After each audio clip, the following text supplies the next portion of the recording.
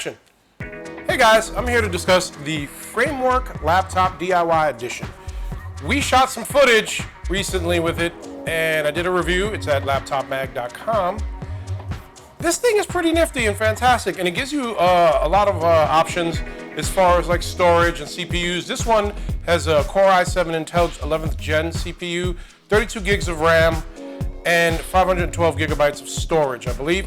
So what's really fun about this is that you literally put this together, and it took us a total of 10 minutes to put it together and get the Windows 11 Home OS going on it. We got some help from my son who handled all of that.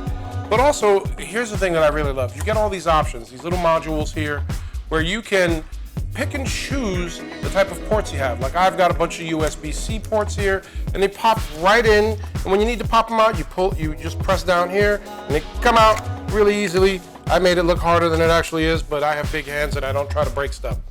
So, the other cool thing about this, like I said, besides the 10 to 15 minute setup, is that it's kind of future-proof because you can also switch out the motherboard in the future.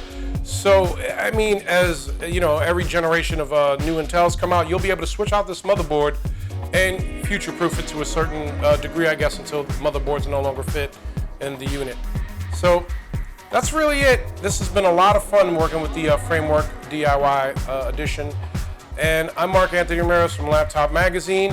For everything laptops, cell phones, we got audio, we've got cameras, we've got tablets. If you want to check them out and learn about them, just check us out at laptopmag.com.